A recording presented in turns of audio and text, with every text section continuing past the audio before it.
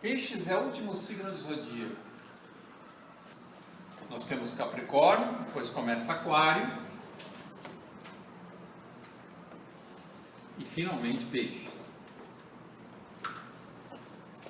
A pergunta é possível a um ser humano hoje viver plenamente esse signo?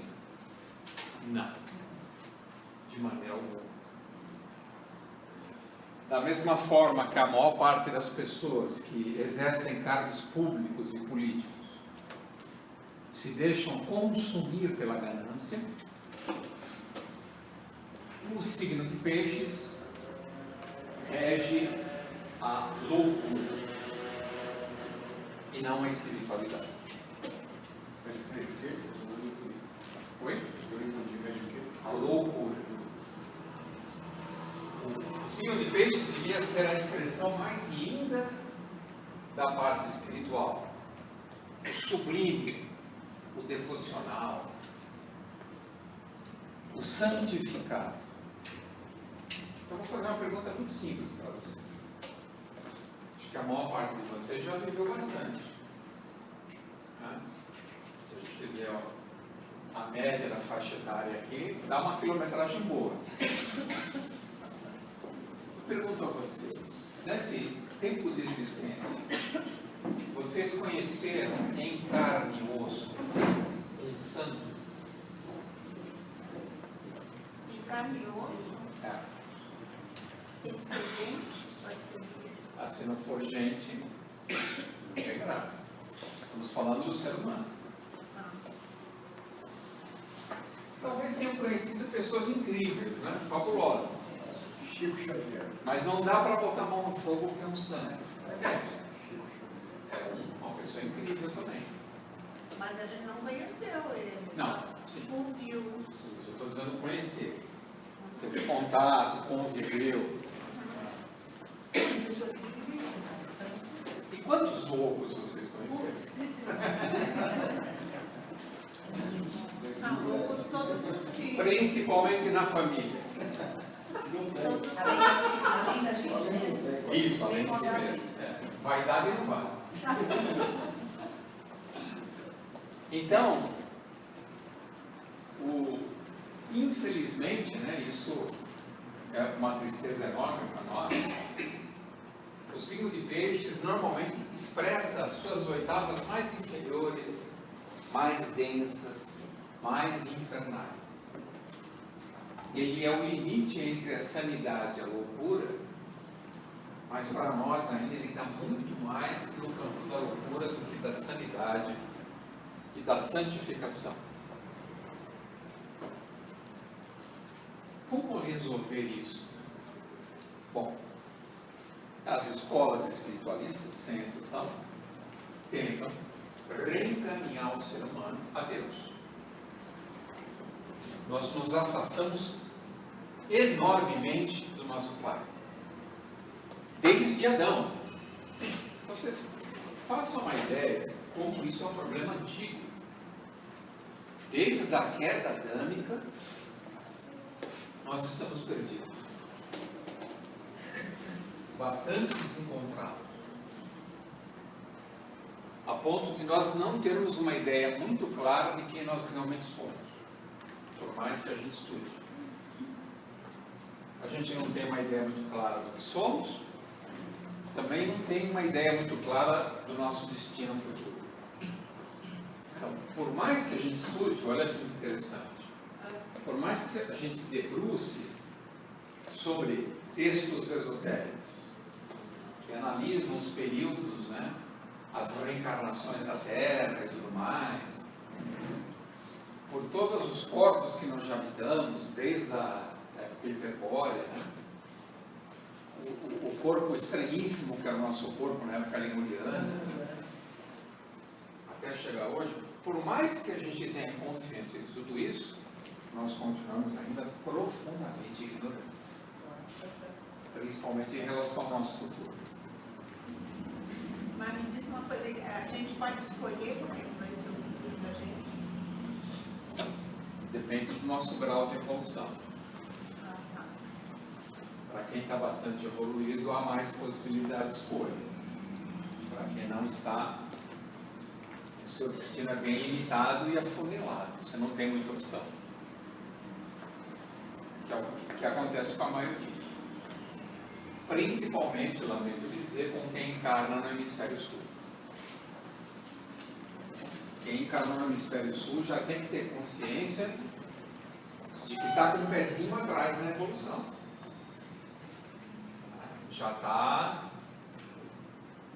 Já fez muita coisa errada. Não sabe servir, não ama o próximo, abusa do poder e prostitui o lado espiritual. Se você encarnar no hemisfério sul, você tem todas essas qualidades.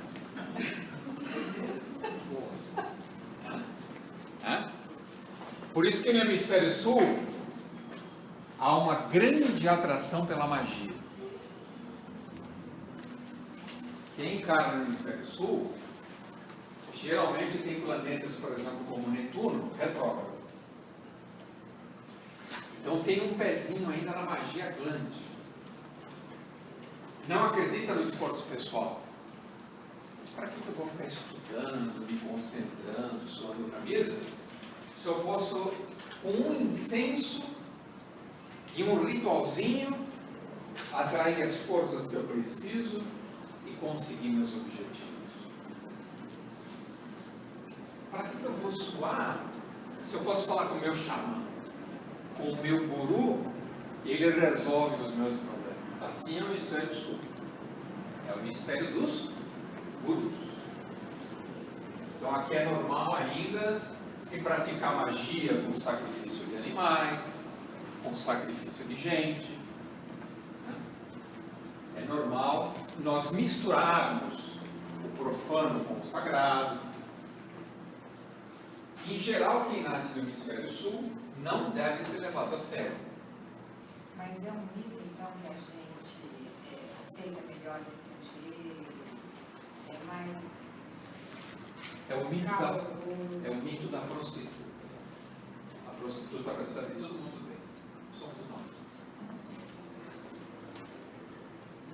Olha o Brasil, olha a América Latina inteirinha. Faz uma viagem para a América Latina. Deprimente. A nossa situação de pobreza. Não de pobreza, de miséria, de abandono, de prostituição infantil. E desigualdade. De tudo. O que há de pior é nós, os recordistas. Mas nós não temos o interesse pelo outro que o americano, o europeu não tem. Que interesse nós temos pelo outro? Fala. O que o Brasil já fez pelo próximo? Escravidão. Hoje, você acha que há justiça social no nosso país? A gente chamou o dinheiro público. Isso. Nosso país é um país extremamente carente de tudo. A arte popular, por algum milagre, porque Deus é brasileiro, é maravilhosa. É o que o Brasil tem de mais espetacular. O povo brasileiro é artista e é religioso. Por isso que eu acho que nós somos poupados de N coisas. Não porque merecemos. Mas Bom, o povo é muito carente, né? Ele volta justamente à religião, isso é uma forma de compensar. nós praticamos religião de forma desonesta. Vamos voltar para falar de peixes, né? Então, o signo de peixes, que deveria ser o signo da libertação espiritual, ele se transforma em signo extremamente kármico. Ou seja, todo o lixo humano, os maiores problemas, principalmente espirituais, mais do que físicos, caem sobre o signo de peixes.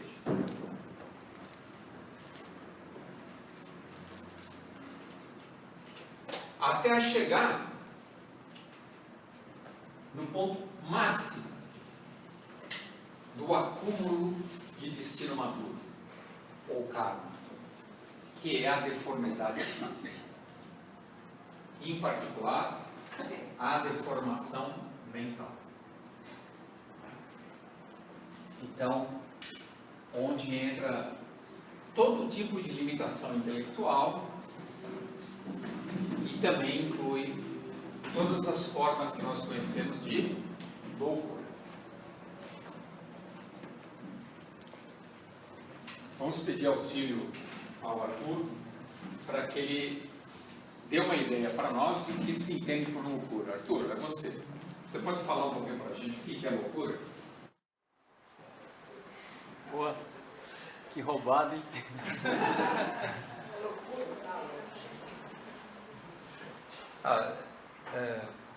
É difícil porque você vai ter vários sistemas de pensamento que vão definir o que é saúde e o que é loucura a partir das suas próprias leis, suas próprias concepções. Mas eu poderia dar um conceito que ele é meio genérico, assim, vamos pensar assim, que pode se aplicar a qualquer sistema, a qualquer teoria, que é o seguinte,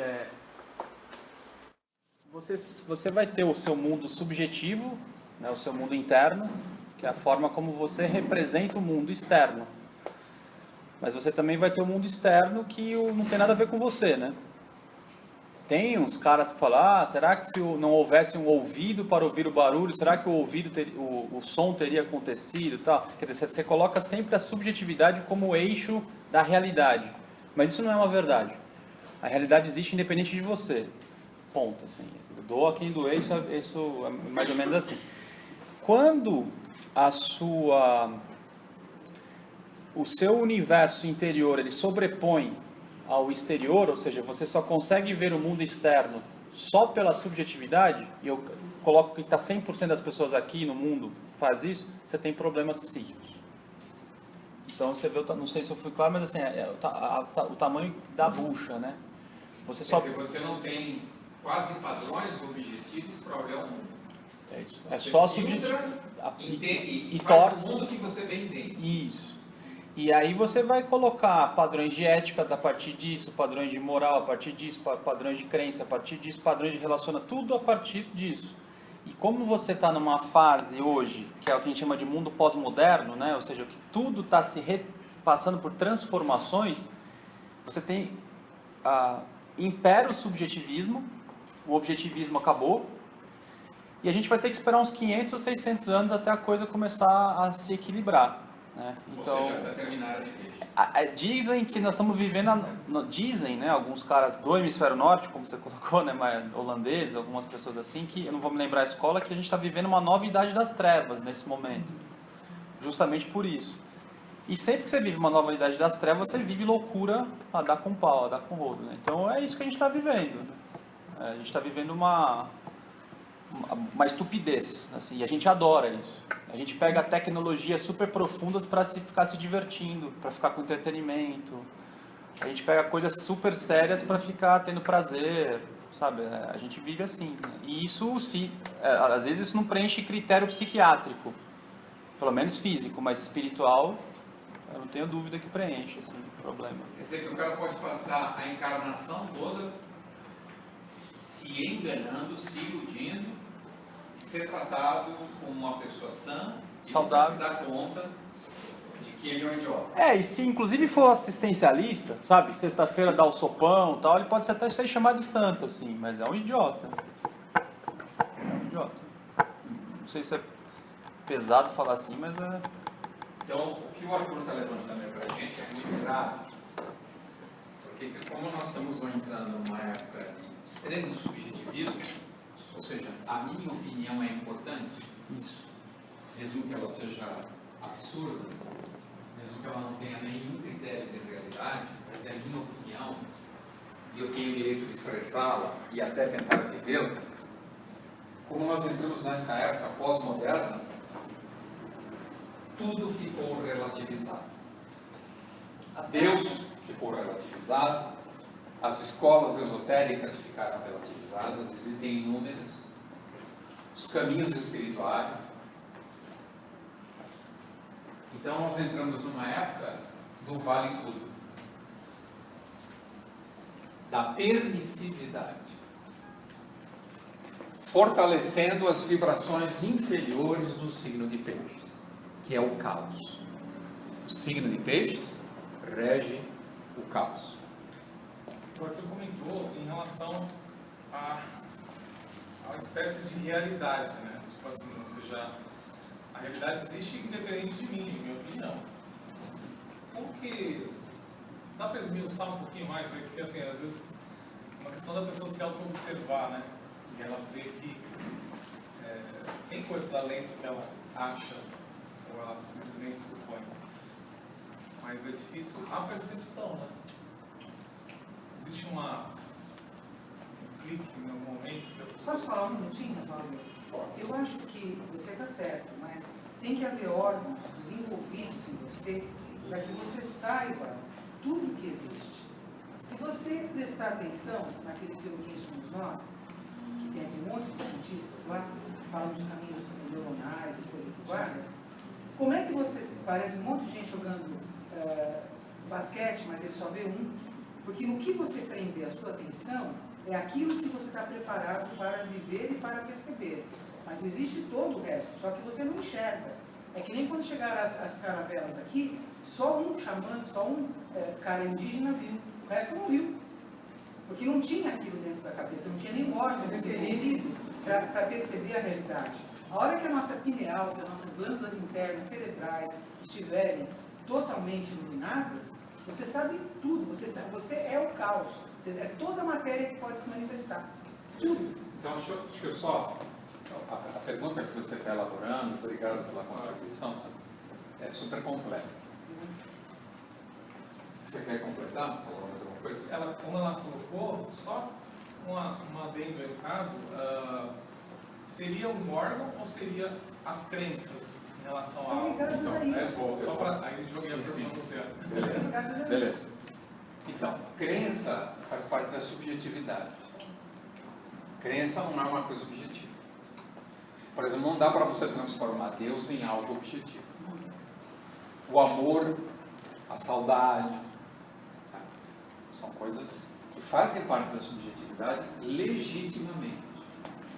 Agora, você falar que esse apagador é um avião supersônico, se você não for uma criança recém-nascida, já está entrando na subjetividade de mente, que é o que acontece hoje.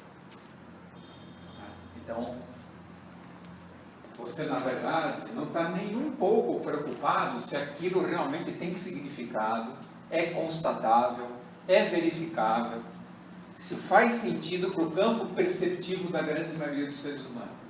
Você só está ligado no seu campo perceptivo. A opinião do outro não interessa, é dele. É assim que nós estamos hoje. Cada um no seu mundo. Quando começou esse problema? Na Segunda Guerra Mundial. A Segunda Guerra Mundial foi decisiva para destruir o projeto ser humano. Muito pior que a queda da Âmbica. Com a Segunda Guerra Mundial, descobriram, logo após, que os fenômenos de massa, que as massas, o nazismo mostrou isso, são facilmente conduzidas por um líder poderoso. Só que, por exemplo, o Hitler, todo o Goebbels, todo esse pessoal, eles tinham um projeto, maluco, mas tinham um projeto. Eles aproveitaram o fenômeno da Segunda Guerra para inventar, por incrível que pareça, o entretenimento. Eles descobriram que as massas podem ser dirigidas para se alienar. Surge, como fenômeno pós-guerra, os Beatles. Elvis Presley, e aí começa a queda livre. O que interessa para o ser humano para ele se sentir feliz? Que você dê possibilidade de se divertir, o mundo da diversão Pão e circo. e do entretenimento. Oi? Pão e circo de bom. Mas só que sofisticadíssimo, porque a Segunda Guerra Mundial ensinou que a tecnologia pode fazer uma bomba sair da Alemanha e chegar em Londres. Então surgiu o mito tecnológico. Com a tecnologia você domina o planeta inteiro. A aldeia global. surgiu então a ideia de aldeia global. Aí dançamos. Tem um documentário naquele século do eu. O século do eu. É maravilhoso. Sim. E a televisão faz isso muito bem, porque o que é real?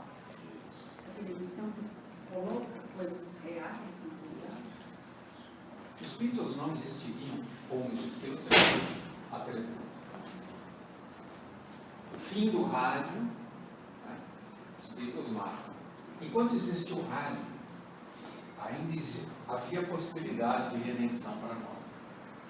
Mas quando veio o demônio da televisão, aí acabou. Posso só colocar mais uma coisinha aqui? Que apesar dessa questão do subjetivismo e do eu, né, como imperando, uma opinião bem particular, eu entendo que é necessário esse processo, que é um pouco parecido com o que a Fraternidade Rosa Cruz fala, do quanto que o ego, o espírito, precisa dos seus corpos. Né? Em que sentido? O seu poder mais precioso é a criatividade. E a criatividade parte do eu. O problema é como você colocou ali, né? Quando você se isola no eu e não interage mais. Eu acho que antes da Segunda Guerra, você buscava apenas o universal ou o objetivo. De modo que a subjetividade e a criatividade também ficava esgotado.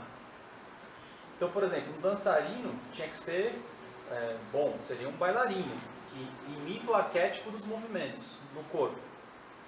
Hoje em dia o bailarino ele é jogado, é mais interessante o balé contemporâneo, é mais interessante tudo aquilo que deixa a expressão natural do corpo subjetivo acontecer. Isso é legal, isso é mais legal.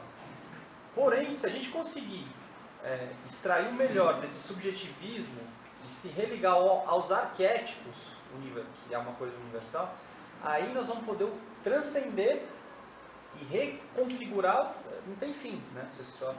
Então acho que é necessário essa hegemonia estúpida que nós estamos vivendo, essa aldeia que a gente está vendo, mas muitos vão sucumbir.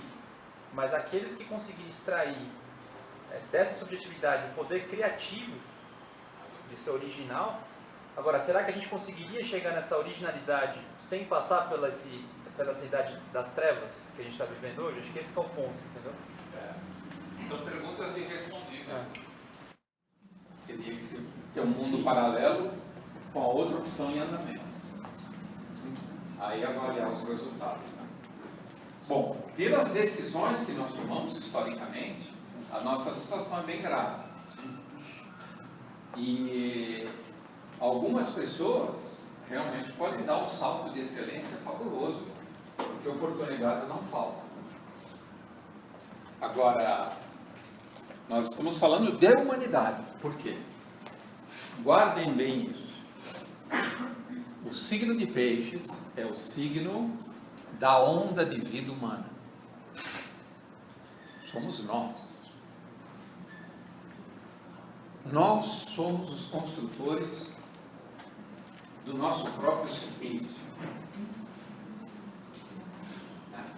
Desde o paraíso.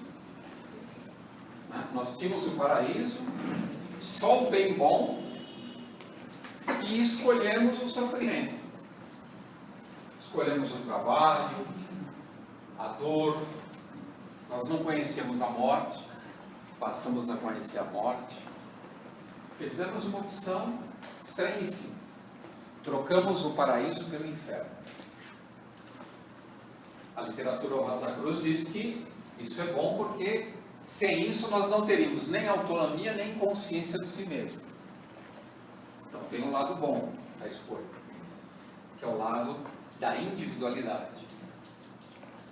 Só que o grande problema, que é um problema que já preocupava os esoteristas no início do século passado, veja, no início do século passado, é que nós poderíamos entrar numa fase de materialismo irreversível. E foi o que aconteceu. Voltando a falar do pós-guerra. A guerra mundial deixou uma lição clara para nós. Nós fazemos qualquer coisa por dinheiro. Nós torturamos, nós bombardeamos, nós destruímos a natureza. E nós não usamos o conhecimento científico e tecnológico para o bem da humanidade, e sim para oprimir e explorar com cada vez mais sofisticação. Isso ficou claro. Então, a Segunda Guerra Mundial mostrou que nós somos piores que o demônio. Tanto é que o demônio ficou desempregado depois da Segunda Guerra. Também gerou um problema celeste dele. E isso abalou o nosso orgulho no bom sentido, o nosso amor próprio, melhor. Nós somos seres que vendemos a nossa alma barato. Nós não temos caráter. Nós somos imediatistas, queremos o prazer instantâneo, vivemos em função do prazer, principalmente do prazer sexual. Foi o que mais se investiu nas últimas décadas. O erotismo. Transformamos o mundo num ambiente completamente erotizado. As curvas de um automóvel são erotizadas.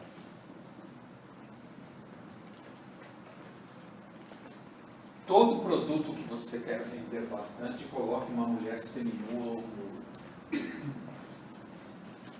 E assim vai. Não preciso ficar dando exemplos. Então, o processo de descida para a matéria, para um ambiente mais denso, aumenta muito de década para década. A ponto de hoje, as grandes cidades do planeta serem completamente inabitáveis por todo tipo de poluição, do ar, sonora, humana. As cidades, vocês sabem muito bem disso, são, cada ano que passa, mais desumanas. Nesse ápice de maldade, vamos dizer, que você colocou na Segunda Guerra, eu ouvi alguns comentários em relação à medicina, por exemplo, né? Eles usavam de forma para obter resultados e faziam atrocidades e tudo mais. Porém, teve algumas pessoas que criaram algumas linhas de medicina, não tinha antes, nada tinha antes, devido a algumas, talvez, descobertas ou até sensibilização. Por exemplo, medicina e espiritualidade, coisa que é complexa. Talvez nem sei se seria vista de uma forma legal, esse tipo de linha, mas surgiu a partir daí também, né? Você vê que é só 100%, você acha que a visão da Cruz vê que houve ou teve um sumo, vamos por 1% ou 0, alguma coisa, que surgiu do bagaço lá, um caldinho. Não sei se eu fui claro na pergunta. Foi claro.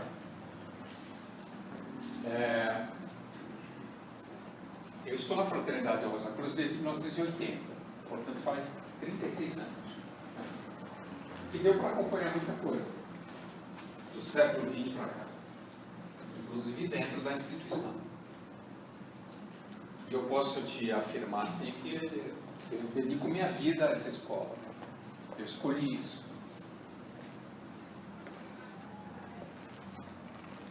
O que aconteceu, ou o que vem acontecendo, é que, por exemplo, aqui já foi um ambiente com uma vibração espiritual muito mais intensa do que hoje. Na década de 60, o prédio não ficava aqui, ficava no centro. Lotado. E São Paulo tinha muito menos habitantes. O interesse pelo esoterismo era muito mais honesto. O que foi acontecendo a partir da guerra? A própria espiritualidade foi sendo apropriada pela mentalidade científica. Hoje nós chegamos ao cúmulo de confundir mecânica quântica com espiritualidade. Não tem nada a ver. Mecânica quântica são estudos de fenômenos no mundo microscópico, que são regidos por leis quânticas, não há continuidade, como nesse mundo aqui. As coisas existem lá em forma de quanto, em pacotes, em pedaços. A noção de distância e tempo é outra. E isso foi apropriado por um pseudo-esoterismo. Então hoje existe um pseudo-esoterismo. Só quem, a única pessoa que eu conheço pouca coisa, que trata a espiritualidade decentemente, é o anônimo, que a gente estuda de domingo.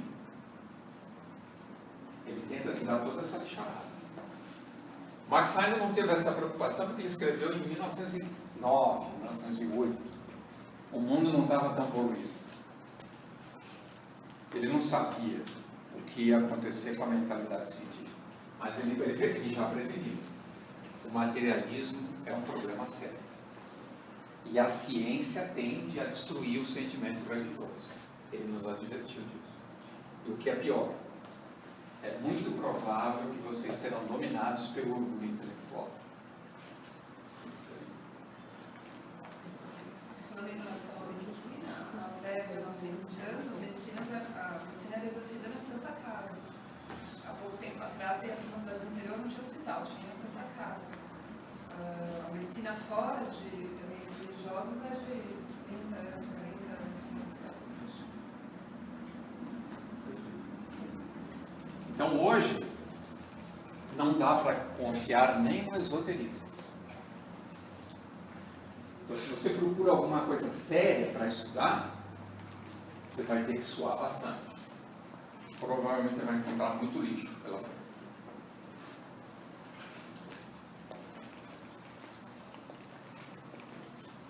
Um cara muito interessante foi um dos primeiros padres teólogos a darem uma abordagem científica à religião. É um francês chamado Teilhard de Chardin. Maravilhoso! Mas ele coloca uma visão, vamos dizer assim, matemática, entre aspas, para questões espirituais. Um outro cara maravilhoso chamado Fritjof Schwann acha isso o fim da picada. Critica profundamente o Teilhard de Chardin por ter feito isso. Você não pode querer dar um tratamento científico, intelectual, a algo espiritual. Deus tem que ser amado em espírito, porque Ele é espírito. Nos padres mais antigos, você vai ver o Tomás de Aquino, Santo Tomás de Aquino, com um raciocínio bem também matemático e bem aristotélico. E você vai ter Santo Agostinho de outro lado, que é muito mais platônico, é neoplatônico, falando justamente isso, que é espiritual é espiritual. Né?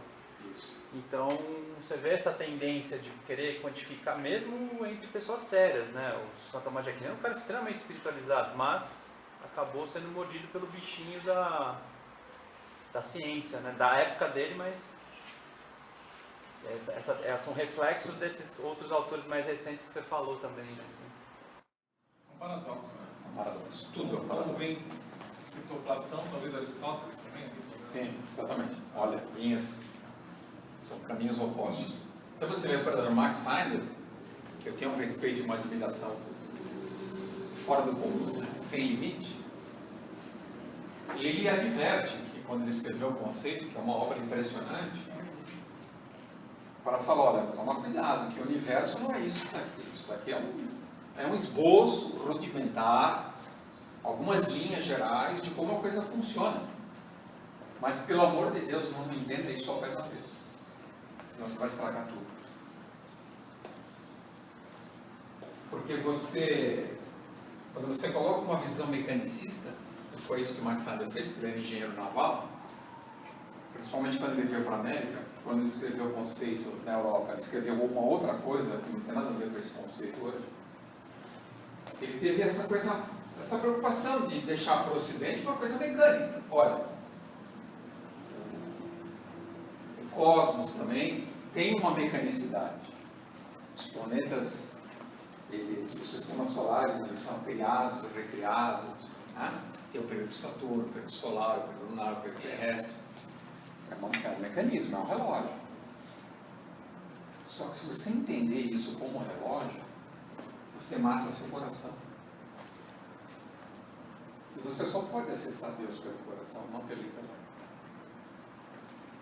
Então, olha que perigo. Mas ele teve o cuidado de nos advertir, né? Se você não quiser falar do que eu vou perguntar, não tem problema, só vou fazer a pergunta. O que você acha do Stephen Hawking? Então, eu acho que ele está na dele, ele é honesto, ele é um físico. Uma última declaração dele que eu vi, ele falou que se o ser humano quiser continuar vivendo, tem que sair da Terra. Ele é um cientista. Eu praticamente não leio nada do que ele escreve. Até porque ele se declara ateu. Né? Então, para mim, uma pessoa que se declara descrente de Deus, É complicado. nesse ponto eu sou preconceituoso. Não tem nada para me dizer que interessa. Porque mecânica quântica eu estudei na faculdade. Eu fiz faculdade de física, fiz faculdade de matemática. Me acrescentou alguma coisa espiritualmente? Nada. Espiritualmente não acrescentou nada.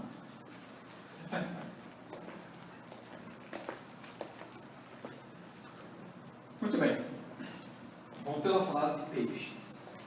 Pra vocês terem uma ideia mais profunda de peixes, vamos falar do apóstolo que está relacionado a esse signo, que é São Pedro, que é o lugar que eu moro, que é do signo de peixes. Né? Acabou de fazer aniversário, São Pedro. Tudo coincidência, claro. Característica de São Pedro: medo. Você imagina, né? Ele viveu ombro a ombro com Cristo, mas tinha medo. Tanto é que negou Cristo 3 vezes. Isso. Negou Cristo em 3 vezes. Por isso que ele é chamado de o homem onda, o homem oscilante. Oscilava entre a fé e a dúvida. Veja, um santo. Imagina nós.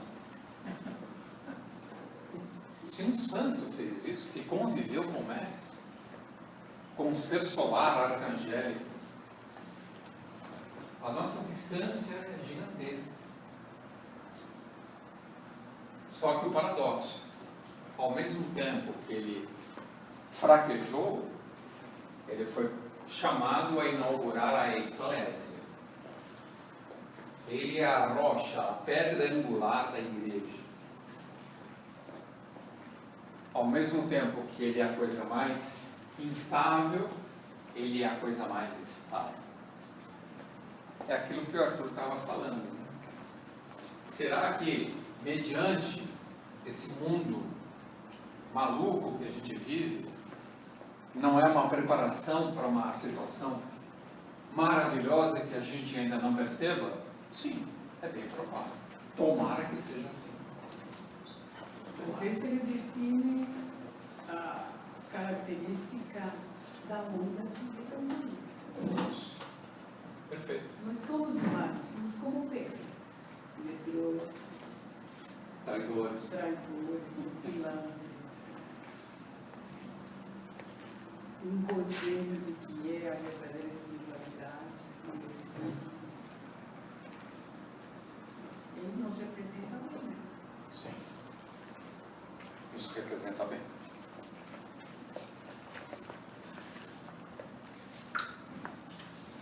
O lado extraordinário desse signo é a capacidade de se conectar com dimensões infinitas, não perceptíveis pelos sentidos tradicionais. Para vocês entenderem melhor,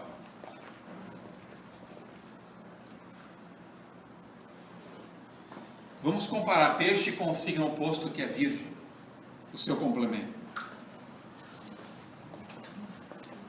Para eu entender bem o signo, é importantíssimo analisar o oposto.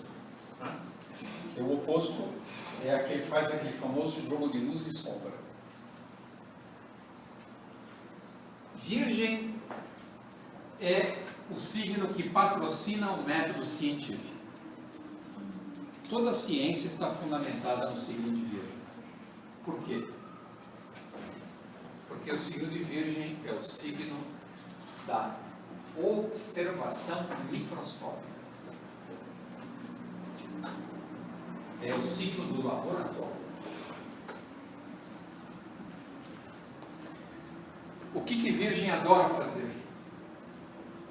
Pegar a natureza, olhar para uma pequena parte dela, retirar da natureza, leva para o laboratório, bota o microscópio, faz uma descarga de raios gama, frita, cozinha, e vai vendo o que a ciência busca desesperadamente. Padrões. Padrões. Porque ela nota o padrão, vê se esse padrão realmente se repete em várias situações para transformar numa lei, num fundamento. Ah, então é sempre assim. Se eu soltar uma pedra, ela sempre vai cair. Bom, agora que eu sei que ela sempre vai cair, eu quero saber quanto tempo ela demora para cair. Aí começa. Com que velocidade ela chega? Isso é Virgem. Todos os detalhes possíveis. Interessante que o que patrocina isso é a dúvida, né? Isso, é a dúvida. Também, né? É a pergunta. Iniciando, né? É a mudar da fé religiosa. Isso. Exatamente. E é interessante que observação é a palavra-chave de Virgem. E observação, o significado dele é ver por cima dele. Então ele nunca vai entrar no âmago do que está observando. Quem é que você fala? O cientista não vai conseguir entrar Mas quer. no que Ele quer. é realmente o que move aquilo que está observado. Tanto é que um dos patronos da mentalidade científica é Bacon, que falava isso. A natureza vai confessar os seus segredos, mesmo que eu tenha que torturá-la. Nossa. Essa é a forma de tudo. E é isso que a ciência faz. Né? Vai à exaustão, faz gráficos, monta equações, cria uma linguagem matemática. É impressionante. É de tirar o chapéu. Funciona. Então, Virgem é um microscópio. Vai no tecido minúsculo, celular, de cada órgão, mas é incapaz de enxergar todo o organismo. Vamos repetir. Virgem é incapaz de enxergar todo o organismo. Quem vê a totalidade é peixe. O Leonardo da Vinci era difícil. Não lembro. Então, só sei que ele era vegetariano. Peixes é a totalidade, a unicidade, é o todo orgânico. Virgem é o minúsculo, Peixes é o maiúsculo. Quem é melhor? A gente não deve pensar assim, porque eles se complementam. Você às vezes encontra uma pessoa que tem um signo de Peixes forte e ela se comporta como se fosse virginiana, tem mania de limpeza, é detalhista, né? É hipocondríaca. Que a pessoa do signo de Virgem típica ela terá durante sua encarnação todas as doenças possíveis e está sempre esperando que uma nova seja descoberta para ela ter também, porque ela é um tédio só ter aquele 1.300.000 doenças. A humanidade é tanto peixe quanto também vida. Isso. Na verdade, a humanidade é peixe. É a hierarquia de peixe. Só que nós ainda não somos uma hierarquia consolidada. Nós estamos caminhando em direção, porque nós não somos seres emancipados ainda. Só para você ter uma ideia da nossa precariedade, o planeta Terra deveria ser cuidado por nós. E nós não temos capacidade para cuidar da Terra.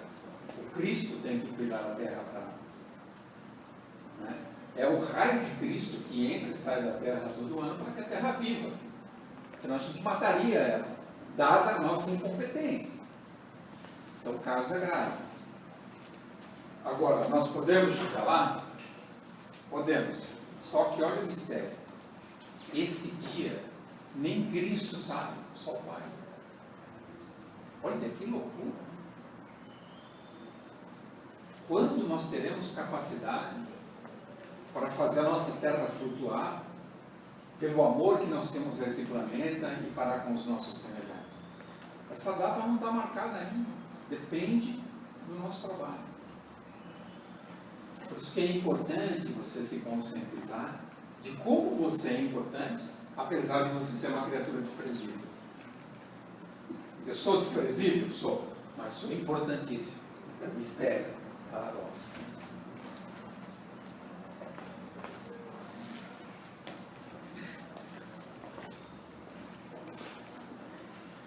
Então, virgem é o olho clínico. É a gnose é o conhecimento que atravessa as coisas. É a diagnose. Peixes é a gnose celeste, que dá o prognóstico. Prognose, a visão que vai além. Então nós temos o diagnóstico e o prognóstico. Por isso que Netuno, que rege peixes, governa os videntes, os magos, os poetas, os profetas, todas as pessoas que têm uma visão oceânica, translúcida, transcontinental. Deus dos mares. Deus dos mares. Virgem é um signo continental. Ele precisa estar cercado, por isso que ele gosta de laboratório. Ele precisa estar num ambiente reservado, onde tudo é calculado, a temperatura. Se você mora com uma pessoa tipicamente virginiana, é terrível. Porque qualquer coisa que saia do controle é um estresse total. Porque a função de virgem é essa. É dilatar a região genital do semelhante. Com as picuinhas, com os detalhes. Peixes, então é interessante quando uma pessoa tipicamente virginiana convive com uma tipicamente pisciana. Porque a pisciana não sabe nem que dia é. Né? Ela acorda, ela tem alguma ideia de que está na Terra. Alguma, vaga, muito vaga. Né? E o virginiano está controlando os minutos do dia. O que acontece a cada segundo. É importante nós não sermos preconceituosos. Ambos são importantes. Sem o signo de peixe, sem Netuno, não haveria cinema. Não haveria teatro. Não haveria música. Que são as profissões dos inúteis. Sei lá, o cara chega para o pai e para a mãe, você é músico. Pô! Eu vou fazer teatro infantil. É piada. Então, conceito. Né? Então, o signo de peixes é super importante porque ele mostra como se sai do padrão, como transcende, como ir além, coisa que Virgem não sabe fazer. Virgem gosta de cerca, de avental, de uniforme, de metodologia, de fórmula matemática, de condicionamento. Imagina. Você comentou do cinema, em meados de 1900, né, que surgiu. E quem criou ele era um cientista, né, que estava tentando estudar o movimento. Porém, quem desenvolveu a história e aquelas edições foi um outro cara que meio que queria comprar a máquina. Ele falou, não, isso aqui não serve para nada. E esse cara, acho que ele leu, não lembro muito bem, ele pegou na Inglaterra essa máquina e ele era mágico. Ele fazia mágicas, ele era já artista. Aí ele desenvolveu o cinema que nós temos hoje. Mas nasceu da ideia de artista, de arte, né? Isso. Da ciência. Poderia se comparar, tipo, Virgem. Isso. Então você vê que o cinema é um bom exemplo da união de peixes com Virgem. Porque Netuno e peixes são a ciência da ilusão. A ilusão de ótica. O cinema é a ilusão de ótica. Total. Total. Aquela cena que você está vendo ali, que você já entrou nela, você já está suando, já está vibrando, já está torcendo por alguém, amaldiçoando o vilão. Aquilo é totalmente fictício. Aquilo é cenário. Você tem essa informação, você sabe disso. Mas naquele momento, ele te pegou, que é o dom da arte. O dom da arte é esse êxtase. É você ir para uma outra dimensão, um outro nível de realidade, tocar áreas da sua alma que normalmente não são tocadas no cotidiano. A arte te tira, te leva para uma outra dimensão. Qualquer arte. Mas a música e o cinema fazem isso com extrema habilidade. Só que o cinema ele foi gradualmente sendo também tomado pela tecnologia. Né? Computação gráfica. Então, o cinema de arte, que é o cinema europeu, Godard, Bertolucci, Fellini, Tarkovsky, isso não existe mais. Alguns hoje tentam fazer isso, Lars von Trier, né? Alguns poucos, né? O que fez Taurus, como é que chama? Sukhorov é maravilhoso também. Mas eles atingem um público marginal. Não é a massa que assiste cinema hoje. Quem quer cinema hoje também quer entretenimento.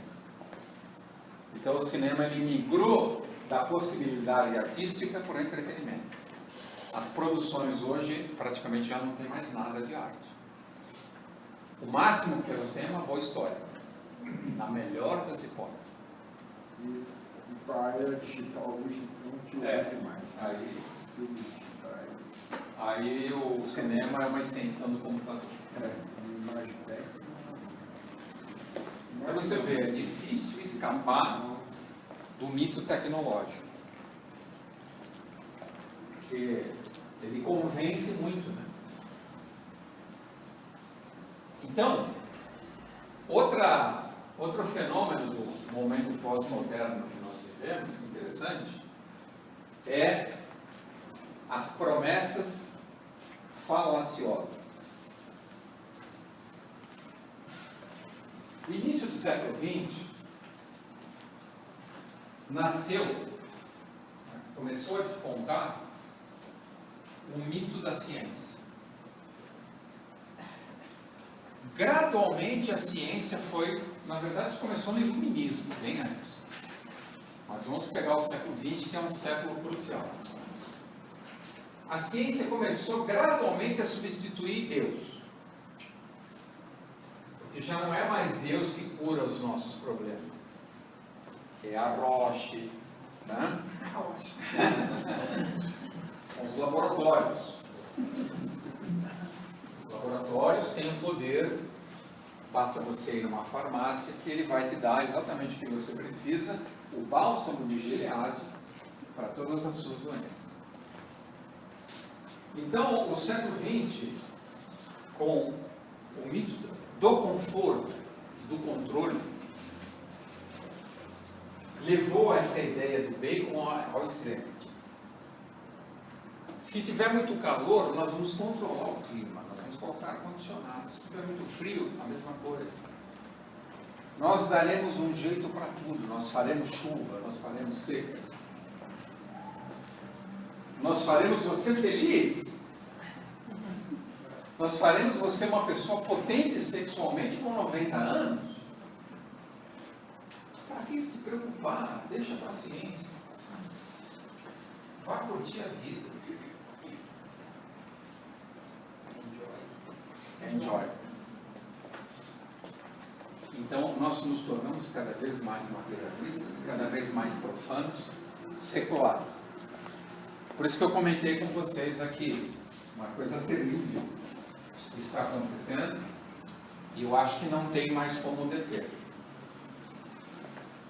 Isso comprometeu o cristianismo. Porque o Ocidente é, em sua maioria, cristão. E o Ocidente tem demonstrado para o mundo inteiro que ele é a prostituta da Babilônia. Portanto, religiões mais raiz, mais lunares, como o Islã, tendem a crescer cada vez mais. E dentro do Ocidente, religiões lunares, que são as religiões populares, as religiões pentecostais, tendem a ganhar cada vez mais força, porque elas são radicais e pregam que fora da religião só existe o demônio. E elas não deixam de ter razão. Você sai na rua, você só vê o demônio. Então, o crescimento das religiões populares e do Islã, eu não sei quem segura mais. Porque, de certa forma, o Ocidente decretou falência. Sem, evidentemente, falar do capitalismo. Não quero nem entrar nesse detalhe, porque eu penso que é o capitalismo.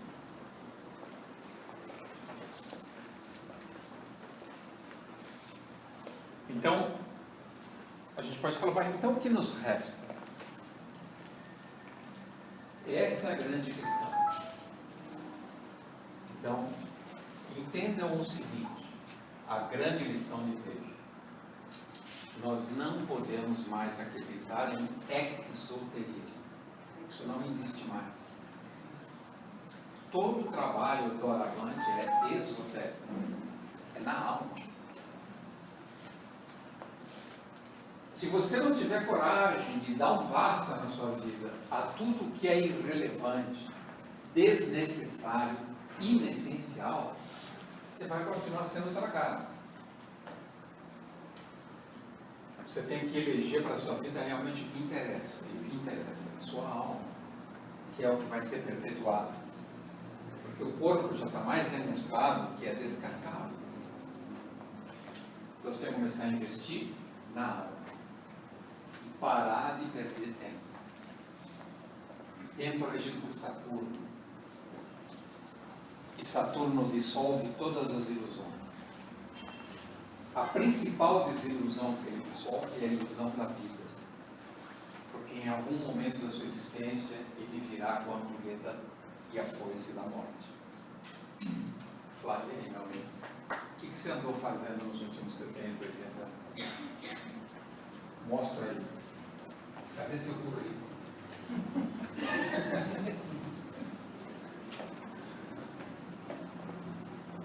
E é esse momento que a gente tem que ser preparado. Viver é estar o tempo todo se preparando para a morte. Na verdade, esotericamente, com essa, nós Cristo morrer a cada passo que damos. Se você dá um passo e ainda existe algum pedacinho de você lá atrás, há algo errado. Se você dá um passo, aquele que estava lá atrás não pode ficar mais com isso. Tem que ser outro. Essa é a lição da mecânica quântica. Que tudo se renova instantaneamente. O tempo todo. Menos nós. Porque nós somos muito apegados a nós mesmos. O nosso psiquismo é muito lunar. Nós acreditamos num monte de bobagem. Nós acreditamos em mãe, em pai, em filho, em família, em governo, em escola. O caminho esotérico joga tudo isso no lixo. Porque a religião, o pai, a mãe, a escola estão dentro disso. Não busquem mais fora. Você está perdendo tempo. Buscar fora é muleta. Tem a sua importância. Você pode falar, então a escola Rosa Cruz não serve para nada? Como muleta serve. Mas se você achar que ele é mais que uma muleta, você está enganado.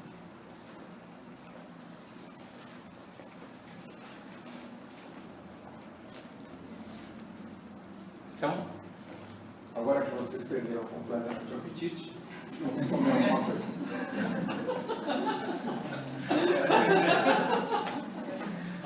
É motivo de meditação para nós, porque Cristo Jesus, quando angariou os seus discípulos, na sua maioria, procurou pescadores. Inclusive Pedro, o pescador. Porque Cristo inaugura a era de peixes, que é a era que nós estamos vivendo agora. Cada era dura em torno de 2.200, 2.500 anos, depende.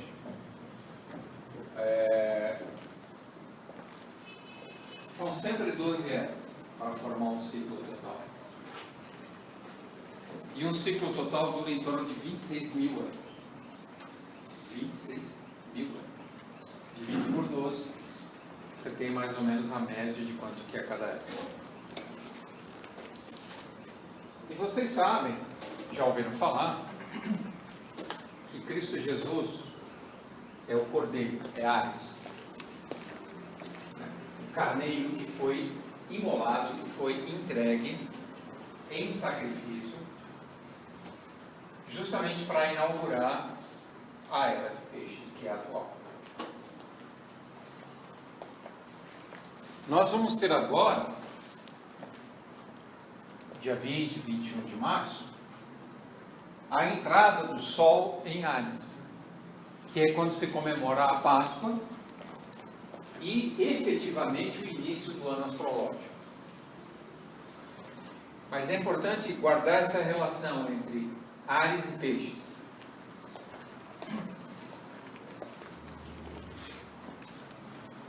Quando terminar a era de Peixes, que vai durar mais ou menos uns 400, 500 anos, nós entraremos na era de Aquário, depois Capricórnio, e assim por diante. As eras caminham no sentido contrário do zodíaco, que é o movimento que precede, é precessional, daí a precessão dos equinócios. Tá?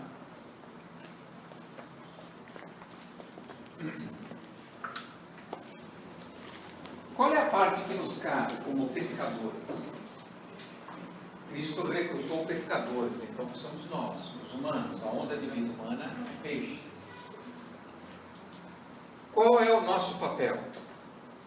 Pensando agora nas oitavas superiores. Na primeira parte falamos do lado ruim do signo de peixes, que é o descontrole, a insanidade, a deficiência mental, o autismo, o isolamento, a autonegação, o ócio, o vício, principalmente o álcool. Peixes, por ter uma vibração muito elevada, ele tem forte afinidade com o espírito do álcool, principalmente do vinho, desde a época de Baco. Isso é muito forte em nós. Então há resquícios atávicos no nosso sangue. Praticamente ainda todos nós somos alcoólatras. Vai demorar um pouco para se libertar completamente do álcool. Nós temos que ficar 4 encarnações com abstinência completa do álcool para poder afirmar: estou livre desse vício. Então demora, assim como está caro, demora 4 encarnações para se purificar completamente. Olha que trabalhão, não é fácil.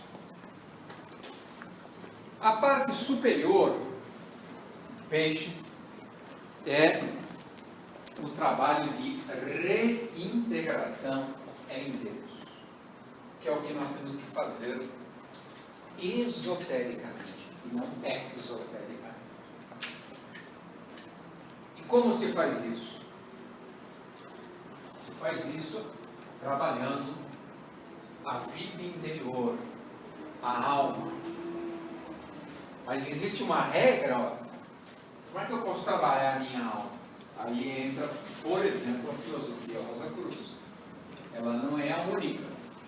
Existem outros métodos. Mas qual é o método Rosa Cruz? O método Rosa Cruz é o método da repetição. Como assim repetição? De certa forma é muito simples. Eu tenho toda a encarnação para ir substituindo gradualmente os meus problemas, os meus erros, os meus defeitos e cultivando as virtudes contrárias aos defeitos. E como é que eu posso identificar quais são os meus verdadeiros defeitos, já que eu estou me auto-enganando o tempo todo? Eu tenho que aprender a fazer o exercício de retrospecção, que é muito bem explicado no livro Conceito Rosa Cruz do Cosmos. E tenho que aprender a fazer um exame de consciência sincero. Isso pode demorar tempo? Pode, como tudo. Requer muito tempo e muito esforço. Mas o método Rosa Cruz é isso. Eu tenho que aprender a me olhar honestamente, localizar os meus pontos fracos, os meus vícios, principalmente os círculos viciosos, e transformar em circuitos virtuosos. Eu tenho que cultivar a virtude. E quais são essas virtudes? Aí entra o cristianismo esotérico. Essas virtudes eu encontro todas elas nos evangelhos, nos Atos dos Apóstolos, nas epístolas e no Apocalipse. O Novo Testamento para frente. E o Velho Testamento também é muito bom. Principalmente os Salmos. Os Salmos são excelentes. A única coisa é que o Velho Testamento é lunar. Ele é geovístico. Então ele é pesado. Ele é denso. Às vezes você fala, poxa, mas é um Deus estranho esse, que manda matar, o pai matar o filho, que coloca um povo contra o outro. É porque conta uma história da humanidade desde um período muito primitivo, em que nós éramos bem burrinhos. Então, o nosso Deus também, entre aspas, era limitado, porque ele tinha que ser de acordo com a nossa limitação. Então você pode alegar, então, a religião é uma ficção, porque a religião vai mudando conforme o ser humano muda? Sim.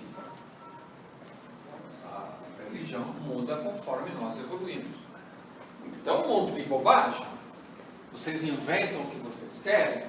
Calma, pode ser um monte de bobagem, sem dúvida. Mas existem o quê? Profetas. Existe a revelação. Existem santos. Existem milagres. Então, uma verdadeira religião ela está respaldada, não é assim qualquer coisa. Não é uma mera invenção humana. Assim como os mitos. O mito é um cara que fumou uma maconha transgênica e ficou inventando umas histórias muito malucas que não tem pé nem cabeça. Não é isso. Os mitos são arquetípicos. Os mitos são a arqueologia da nossa alma. Então, voltando a falar de alma, você quer conhecer a sua alma? Tem que se interessar por mitologia. Que as histórias que começaram a formação do nosso lado anímico estão nos mitos. Estão na astrologia, que usa símbolos incríveis. Esse é um arsenal maravilhoso para começarmos a uma reconstrução consciente do si mesmo, do self. Então, qual é o caminho de Peixes? É o caminho do filho pródigo. É o retorno à casa do pai. Quando eu devo começar esse caminho? O mais urgente possível, se você tem juízo. Se você não tem juízo, faça o que você bem entender. Fique na sua subjetividade, com as suas certezas pessoais, não tem problema nenhum. Agora falou que se não tem juízo, é para não sair da casa do pai. Isso. É isso mesmo. Oswaldo, Quem não precisa voltar, né, Oswaldo? você tinha falado que Cristo escolheu pescadores, aí você... Isso. Por que pescadores? Porque peixes têm essa característica missionária. Qual é a sua missão? É criar redes para pescar homens, pescadores de homens. Qual é essa rede? É o corpo-alma. É o dourado manto nupcial. Porque se você constrói essa rede, que é sua alma, você cativa, você estimula outros pescadores que construirão redes que estimularão outros pescadores. Então, quando você tem uma alma luminosa, quando você está num ambiente, quando você está conversando serenamente com alguém, ela acende a sua alma. Por mais tosco que seja o ser humano, ele sente a vibração da alma, que é uma coisa muito poderosa. Ela irradia luz e calor. Tem som também, né? Nós emitimos som. E isso sensibiliza as pessoas. Um ato de amor, um ato de caridade, um ato de amizade sincero, toca a alma do outro como um diapasão. Esse é o trabalho de Peixes. Não é um trabalho de proselitismo, de convencer o outro com a força da sua retórica, nem de fazer o descrente passar a ser crente, porque um verdadeiro espiritualista respeita 100% a escolha do outro, jamais força o caminho de ninguém, é apenas uma questão de sensibilizar. Por isso que para Peixes é extremamente importante o desenvolvimento da arte. Nós já insistimos isso muitas vezes. Um trabalho importante de aperfeiçoamento é tocar um instrumento musical. Nós temos que nos empenhar para tocar muito bem, seja piano, flauta, violão, oboé, tuba, bateria, não importa. Escolha um, pelo menos um, e se dedique. Por quê? Quando você aprende a dominar um instrumento fora de você, o instrumento musical, de alguma forma você também está aprendendo a dominar o seu instrumento físico.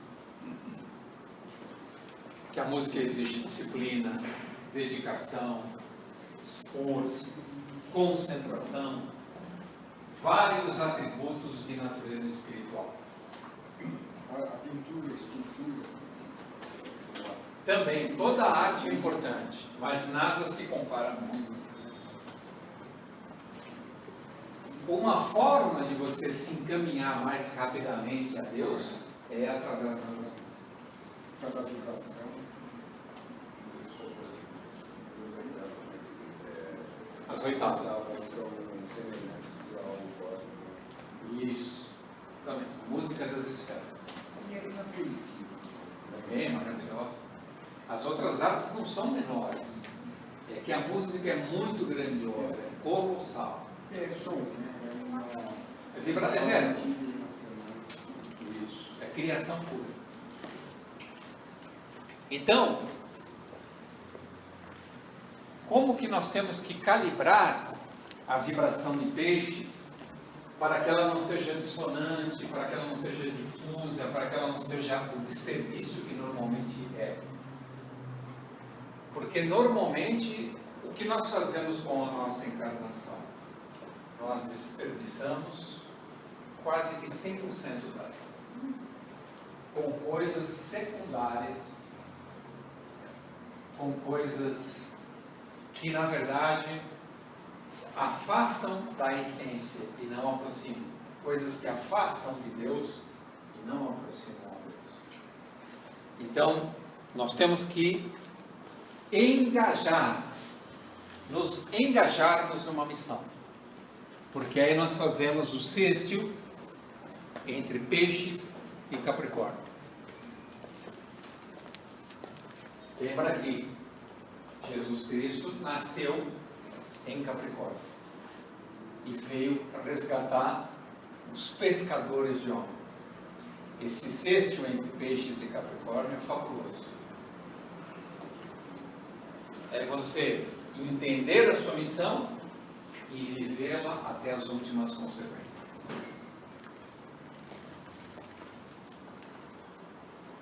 Você vibra corretamente no signo de Peixes quando você souber responder para si mesmo. Eu seria capaz de dar a vida por aquilo que acredito? Os valores. Se a resposta for sim, tá ok. Sócrates e Jordano Bruno fizeram isso. Isso. Seres incríveis. Sócrates, Jordano Bruno. Então, Peixes, para que ele atinja a sua oitava mais superior, ele exige isso da nossa parte. A capacidade de uma dedicação integral, sem reservas, sem desculpas.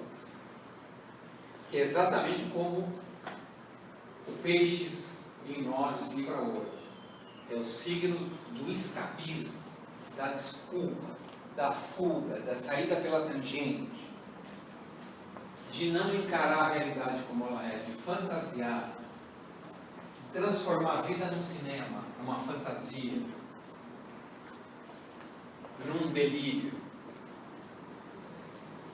Vocês podem ter certeza, o ser humano não vive, delira. Ele delira sobre o trabalho, sobre o casamento, sobre os filhos, sobre a família, sobre o mundo, sobre Deus, sobre o conhecimento. Ele vive uma vida fictícia, artificial. Peixes é o signo da artificialidade, dos corantes, dos flavorizantes. É o quissuco.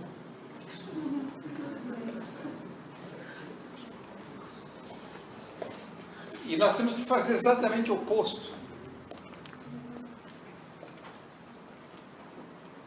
Nós temos que ser verdadeiros buscadores, amantes da verdade.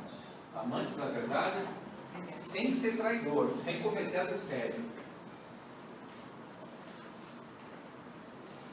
O lado ruim do Peixes é o Brasil.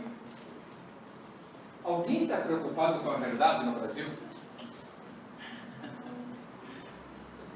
O brasileiro está preocupado com a verdade ou com o Flamengo?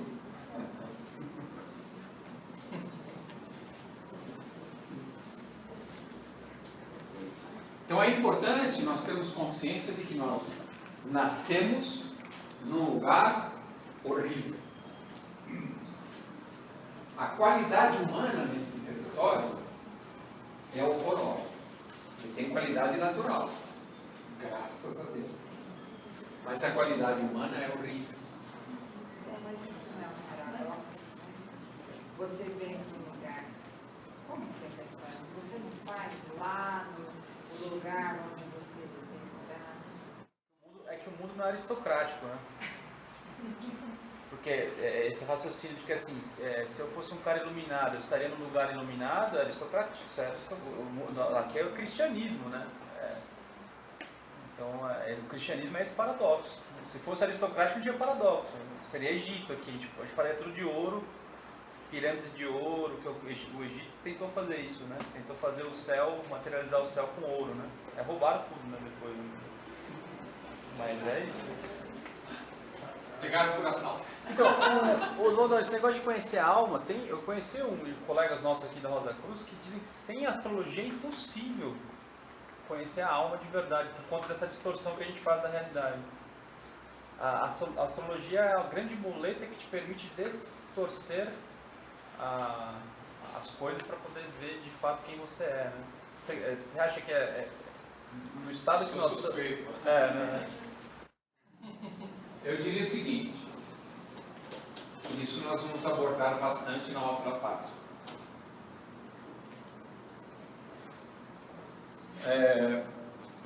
Sem Mercúrio você não chega a lugar nenhum.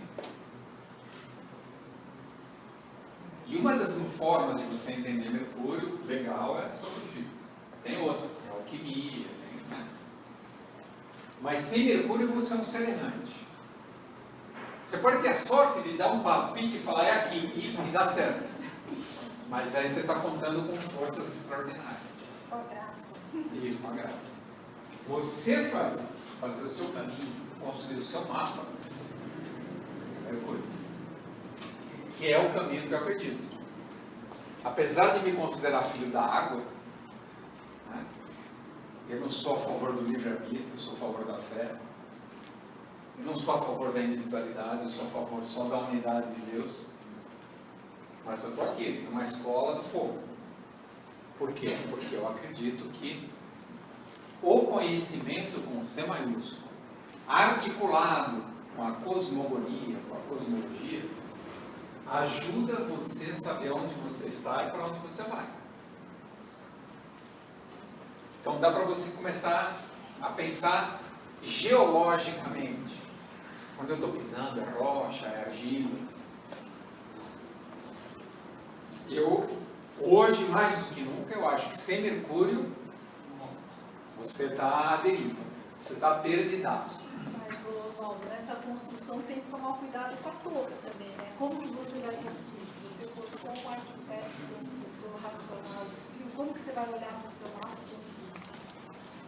Eu acho muito bem colocado. Eu acho que o problema da torre você vai ser obrigado a passar por ela, porque é o orgulho intelectual. Você tem que passar pela experiência de achar que você é seu próprio salvador. Agora eu tenho em mãos, meu manto. E fui eu que fiz. Viu, pai? Eu acho que o caminho da torre, por isso que ele é um arcano, né? O importante é tomar consciência da torre. O triste é quando você não tem essa possibilidade de perceber que você é torre também. Mas saber-se torre é maravilhoso. Saber que você está fazendo a torre de Babel. Para complementar justamente isso, eu acho que o orgulho intelectual é sim o pior problema, mas existe uma... É muito fácil você confundir a verdade com o ideal, com o idealismo, ideologia. Né? Eu acho que o grande problema é esse, né? Porque assim, quando você tem uma ideologia, tem um sistema de pensamento e você dá a sua vida, como por exemplo, vamos pegar o Sócrates aí, que foi citado, né? Ele tomou o veneno porque ele acreditava que a morte o libertaria. Ele falou assim, não, isso não é uma ideologia, isso é verdade, né? Então, agora tem muita gente que dá a vida tão corajosamente como Sócrates deu, como outras pessoas deram, por uma ideologia, que é uma falsa verdade. Aí eu acho que essa que é a torre, pior assim, né? E o movimento de sacrifício é o mesmo, externamente. O cara está se matando, o cara está dando a vida, está dando sangue, está concentrado, é vegetariano, ouve música clássica, é show de bola. Só que um está com a luz da ideologia e o outro está com a luz da verdade.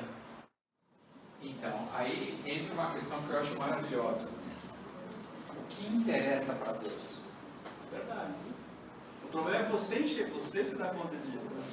Eu acho que o que interessa para Deus é o quanto você é sincero naquilo que faz. Mas esse precisa de humildade contra o que é peixe. Você vê? Às vezes o cara está fazendo uma coisa totalmente atabalhoada, é um estabanado. Deixa eu ir, beleza. Mas ele é super honesto. Eu acho que é isso que para Deus importa. É a a honestidade loucura de e Deus. verdade. É o que São Paulo fala, né? A sabedoria. Deus surtado é mais sábio que o homem mais sábio. Isso. É isso mesmo. Então, o que eu quero dizer é que a verdade e a honestidade é a mesma coisa. Oi? Verdade e honestidade. Ah, sim. Que são padrões, por exemplo, que no Brasil não existem. Quem você bota a mão no fogo no Brasil? Fala brasileiros, nós bota a mão no fogo para desenhar.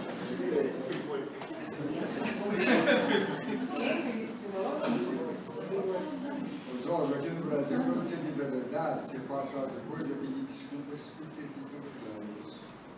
Vocês fazem ideia de quantas pessoas geniais já criaram máquinas, ideias, até sistemas políticos que não vingaram porque houve uma conspiração enorme para que não desse sucesso? Completamente. Vocês já ouviram falar de Canudo? Conhecem a história de Canudo? Eles conseguiram uma sociedade incrível ali. O que nós fizemos? Covardemente. Eram pessoas simples, pessoas humildes, extremamente fervorosas, que estavam conseguindo viver em comunidade. Nós fomos lá com armas, estumpou e pedra, massacramos. Você sabe o que nós fizemos aqui no sul do Brasil com os índios do Guarani? Que viviam numa comunidade fantástica? A mesma. Vocês já assistiram o filme A Missão com o Roberto De Niro? Quem não assistiu, assista. Conta um pouco isso. A Missão. Com música do Ennio Morricone e Marcos. E ganhou o Oscar, né? Vocês falam do Ennio Morricone? Ganhou o Oscar.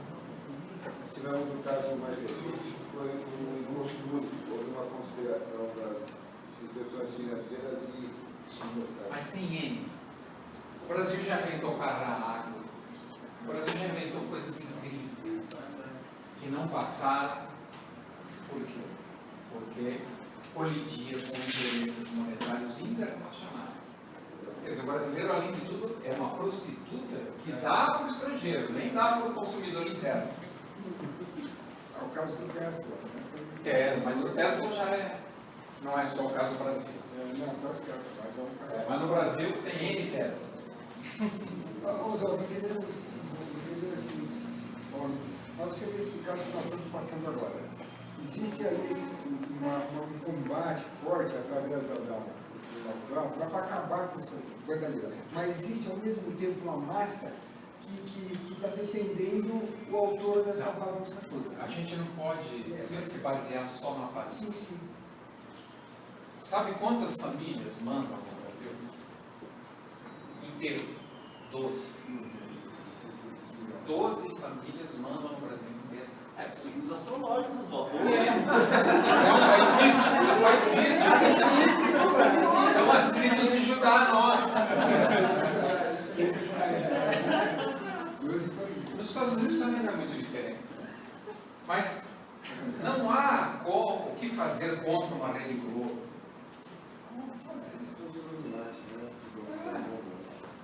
O que você pode fazer é desligar a televisão e conscientizar as pessoas a fazer o mesmo. Mas além disso, não tem muito o que fazer. Existe uma força aqui.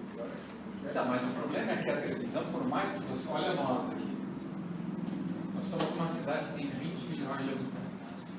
Isso daqui não quer dizer nada estatisticamente. Nós somos um bando de loucos. Nós somos zeros econômicos. Ninguém está preocupado com a gente. Nós não vamos mudar sistema nenhum, modelo político nenhum. A única coisa que nós podemos fazer é trabalhar a alma. É mudança interna. E aí, esse é o recado de Peixe. Não tenta mudar ideologias. Porque ideologia é só troca de poder. O que nós temos que fazer é um trabalho no interior da alma, uma cirurgia na alma, primeiro arrancando os nossos nódulos cancerígenos e substituído por um tecido saudável. Quanto tempo demora isso? Lamento dizer, várias vidas. Mas tem que começar. Você quer nascer onde na próxima encarnação? Já nascemos no Brasil. Onde vai ser a próxima? Na Noruega eu teria tédio. Oi? Na Noruega eu teria tédio. Agora, olha um fenômeno interessante, Valdão. Noruega é um dos países que mais tem igualdade, equilíbrio e tal, e está crescendo muito o ateísmo lá. Interessante isso também, né? Então, é o problema com a Segunda Guerra. E o Brasil, que esse lixo, tem muito crente, né? Sim, mas é um crente lunar. Não, sim. Claro, eu acho que Deus se comove com a nossa luta. Né? Eu acho que nós conseguimos, mas você olha assim e fala, meu, terrível. Porque a nossa fé é uma fé que perpetua a miséria. Não é uma fé estranha, ela é linda, mas é muito estranha ao mesmo tempo. Agora, o problema do Brasil são os é um país maravilhoso, assim, de natureza, assim, temos aqui terremotos, coisa tudo. Não, é o nosso índole, o nosso caráter. Nós temos problemas sérios. Nós não temos caráter. Mas é um país imenso. E é um problema esotérico. Jesus, ele ligado aos essênios, ele era essênio? Era essência. Jesus, Cristo não. Cristo é solar. Jesus era essênio. Ou ofita, né? Era um ofita, ou seja, ele já tinha dominado a serpente interna. Né? A Kundalini? Isso. Então, quando nós vibramos, conseguimos melhorar a vibração do signo de Peixes, que é a parte que nos cabe no latifúndio cósmico. Nós somos a onda de vida Peixes. Vamos botar isso na cabeça. Enquanto nós não elevarmos a vibração desse signo, a humanidade vai continuar sofredora, vai continuar castigada, vai continuar enferma, com todos os problemas que nós conhecemos. Nós vamos acionar esse sextil com Capricórnio.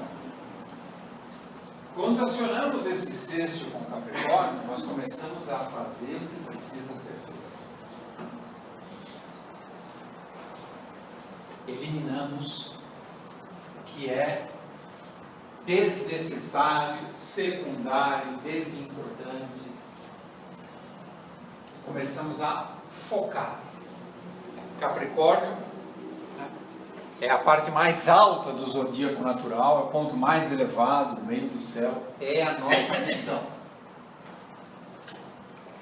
Aonde nós olhamos, devemos olhar com mais atenção no nosso tema natal. Na casa 10, no meio do céu, e a cabeça de dragão. Quando está junto? Não, facilita.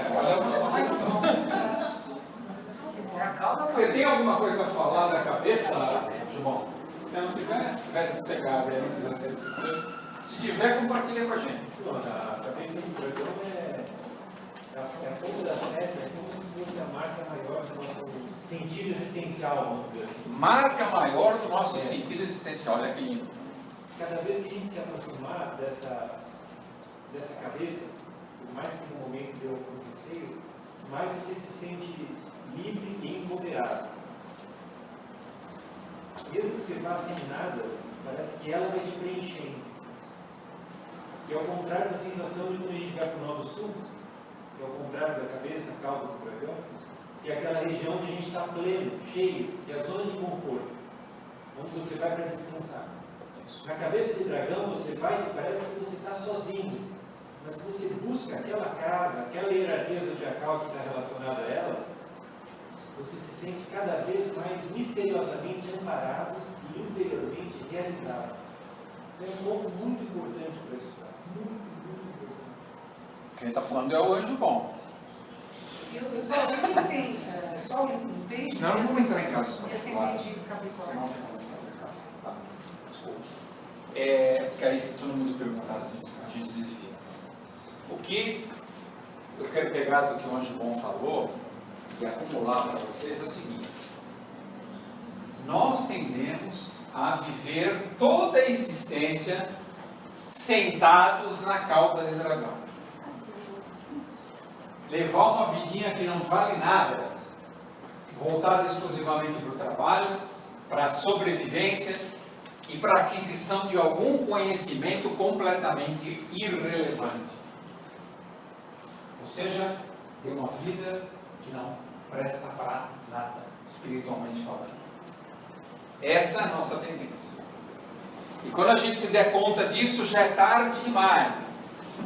Se olha no espelho, já está ficando gagá, você não lembra seu nome. Aí não há o que fazer. Só esperar a morte chegar.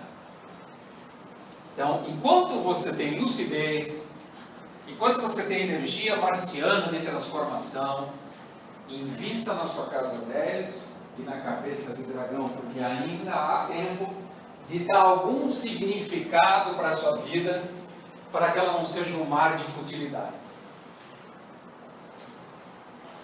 Porque senão depois haverá choro e ranger de dentes. Você vai ficar amargurado e falar: o que eu fiz com o meu capital encarnatório? Eu investi em papel podre. Eu torrei tudo no prostíbulo. Estava uma delícia, não reclamo. Não sobrou nada. Então, concentra. Para de ler porcaria. Começa com a história da arte, história da filosofia, história das religiões. Reconstrói a história. Estude profundamente o conceito Rosa Cruz do Cosmos para saber quem é você e o que você está fazendo aqui. Estuda astrologia. Você vai perceber que você quase não tem tempo para estudar, porque você tem que fazer um monte de outras coisas, porque você transformou a sua vida numa escravidão. Você tem um monte de tarefas para cumprir, cuidar disso, cuidar daquilo, que não acrescenta quase nada. Você transformou sua casa 6 numa prisão, que é a casa de Virgem. Os seus hábitos, o seu cotidiano é insano. Não agrega valor ao mundo nem a você. Precisa parar com isso enquanto é tempo, para chegar na boa vibração de peixes. A boa vibração de peixes é servir a Deus irrestritamente. Não fazer nada que não seja para Deus. Nada. Se você faz qualquer coisa no seu cotidiano, que Deus não seja o motor principal da sua ação, você está perdendo tempo e energia. Você não está vivendo para o Espírito. Você está vivendo para outras coisas que podem ter seu valor e sua importância, mas são secundárias. Não vão alimentar a cabeça do dragão. Vão ficar abastecendo a cauda. E a cauda gera cada vez mais paralisia. A ponto, e eu não vou falar isso para fazer terrorismo psicológico, mas a ponto, por exemplo, de numa encarnação você nascer tetraplégico. Que tal? Nascer com a cauda de dragão em conjunção exata com o seu ascendente.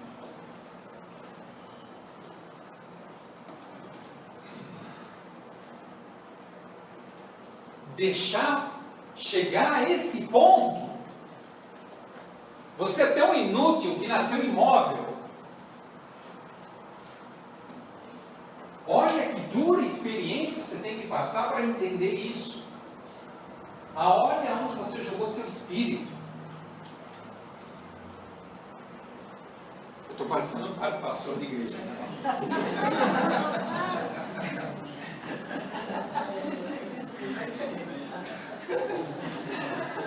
Só que você não está ganhando o dízimo.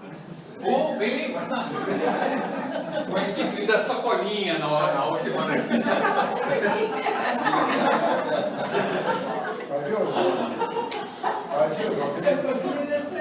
Mas eles não falam disso.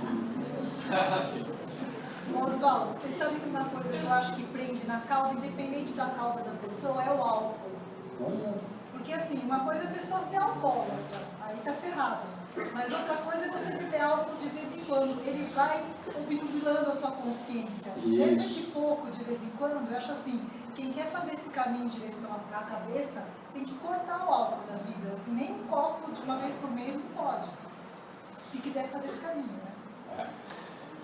Então, nós comentamos na reunião passada que algumas drogas criadas no século XX, principalmente no século XX, não foram exatamente criadas, mas foram enaltecidas. O açúcar e a anestesia. O século XX é o século do açúcar e da anestesia, que é a cauda do dragão. Eu quero evoluir sem dor, só na Rosolândia. Eu quero bem bom. Eu quero viver de renda. Trabalho, sacrifício. Isso é lenda. Eu quero mesmo fazer um cruzeiro. Eu quero mesmo viver numa montanha, com uma bela paisagem, ver o sol nascer todo dia. Suco de laranja na cama, né, mano?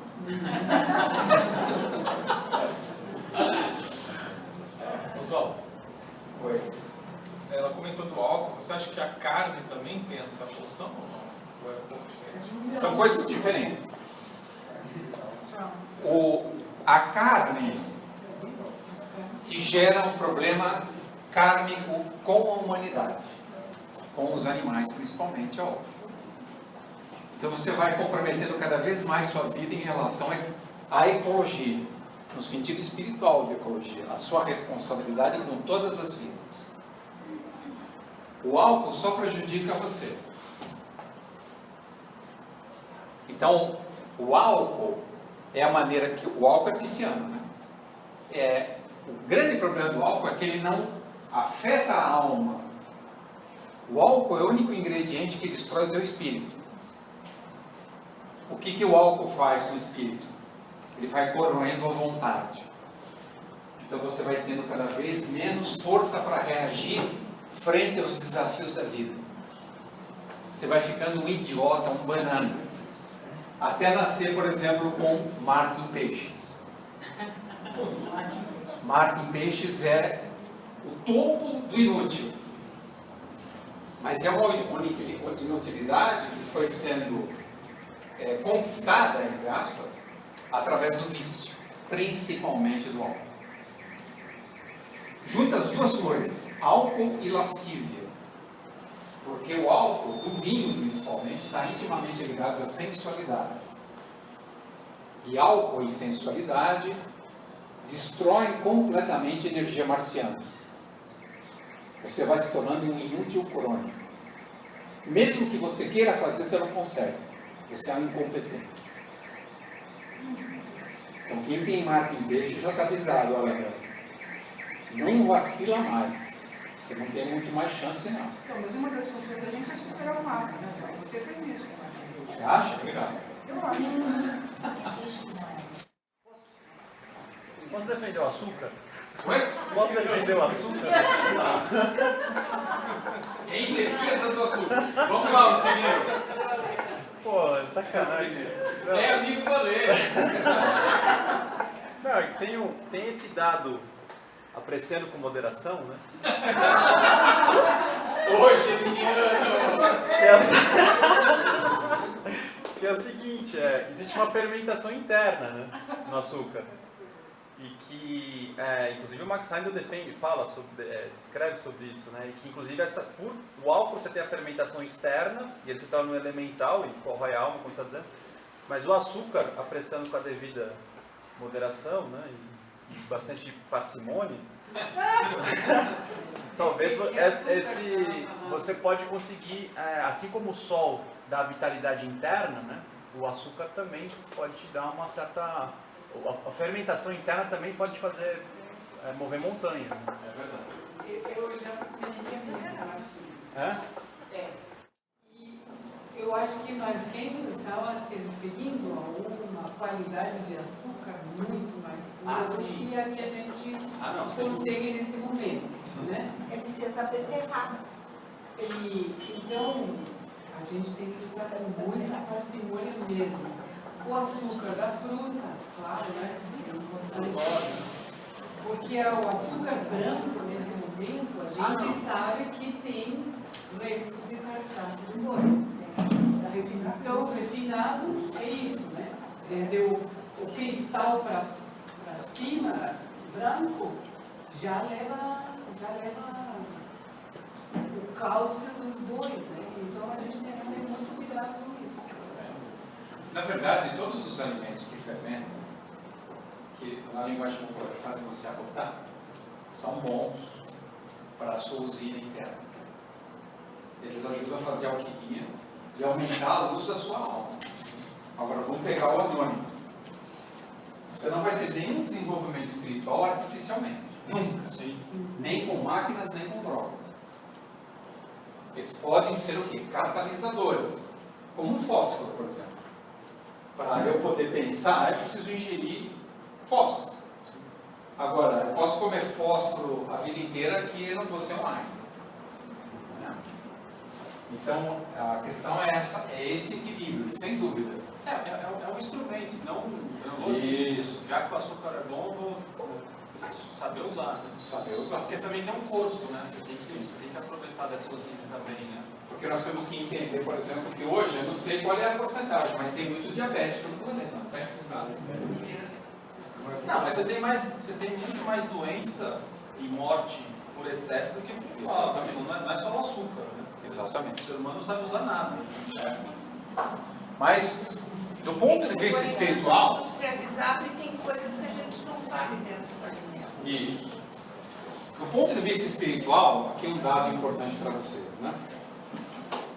Quem come carne, quem ingere açúcar, quem ingere álcool, hoje, já está quase que em rota de colisão.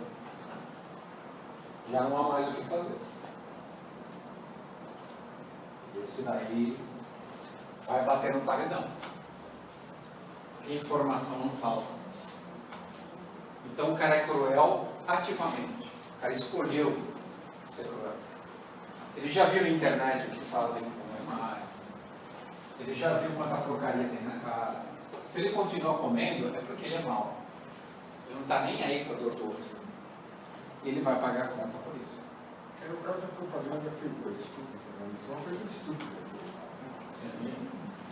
Mas então, nós temos escolhas. Quando não havia informação, você tinha essa desculpa. Hoje não há mais. Hoje um cara que frequenta uma churrascaria, ele já está na porta do inferno. Se ele não sabe nada de churrascaria, é a antessala do inferno. Primeiro ele não vai saber se ele tem dinheiro para pagar. Pois é. Então, nós não podemos mais ficar discutindo se vai ser ou não ser vegetariano, se vai parar ou não parar de beber. Nós já temos que estar em outro grau da conversa. Isso já está muito básico. Já não há mais. Né? Você vê, quase não falamos aqui mais em vegetarianismo. Porque, é o mínimo que você pode fazer. Se você ainda ingere a dor do outro, se você não consegue sentir o que o animal sofreu quando foi abatido para você estar devorando, você está muito idoso. Além do mal que faz. Sim, não. E nem tem problema. Pelo menos o álcool, pelo menos você só se destrói. Os McDonald's é coisa horrível. Você, outro dado importante, né, em relação à questão alimentar, não quero ficar nisso, mas você vê hoje, né, principalmente em países que têm poder aquisitivo, como as pessoas são deformadas. Você pega o sul dos Estados Unidos, onde mora o pessoal mais precário, que tem dinheiro, mas é imbecil. Quase não tem ninguém que tenha um corpo razoável. Todos são deformados. E o Brasil está caminhando para isso. que o Brasil cada vez mais fica americanizado. Bom, mas vamos voltar a falar, depois eu lembro de eu passar o saquinho, né?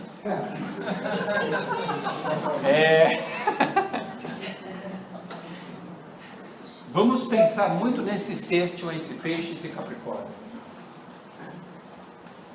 A missão espiritual, o trabalho espiritual, a vocação espiritual.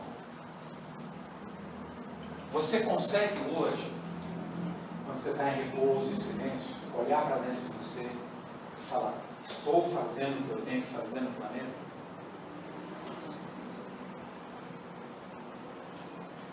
Estou aplicando os meus talentos, multiplicando os meus talentos para o crescimento espiritual da humanidade? Ou eu uso meus recursos para me beneficiar, para ganhar dinheiro? Como é que está funcionando isso? Para quem eu estou trabalhando? São perguntas fundamentais para melhorar esse sexto, cada vez mais. Até, quem sabe, algum dia todos nós consigamos, se Deus quiser, dedicar integralmente a nossa existência a Deus. Que é quando nós juntamos a casa 6 com a casa 12. Não há mais distância entre o laboratório e o oratório. Eu faço orando e oro fazendo. Não há conflito entre a minha mão e minha alma e meu espírito. A minha mão é obediente, os meus membros são obedientes aos comandos do meu eu crístico. Você ficar só na mentalidade, você só viajando no que espiritualmente nós de acordo. Isso. Exatamente. E o que mais conta para o signo de peixes é a nossa capacidade de sacrificar o que somos e o que temos para os outros. O que você sacrificaria na sua vida particular para o próximo? As suas coisas? Os seus amigos? O que você pensa? A sua alma? A sua vida? Até onde vai o seu espírito de sacrifício?